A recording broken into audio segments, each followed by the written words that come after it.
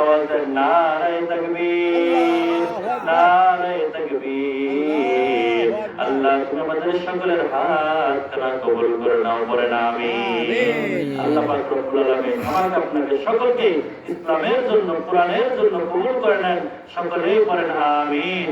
সকলকে আল্লাহ পাক রব্বুল আলামিন কোরআনের কর্মী করে নেয়। আমরা কর্মী হতে চাই, কারো বলেন দেখি, এই কোরআনের কর্মী, আল্লাহর কর্মী। যদি আল্লাহর কর্মী হতে চান, আল্লাহর পথে যদি চলতে চান, কাল হাশরের ময়দানে এই কোরআন বলতেছে, রাসূল বলতেছেন, আল কোরআন ওয়া হুজ্জাতুল লাকা ওয়া আলাইকা, কাল কিয়ামতের ময়দানে এই কোরআন আপনার পক্ষে সাক্ষী দিয়ে আপনাকে আল্লাহর জান্নাতে নিয়ে যাবে, বলেন সুবহানাল্লাহ।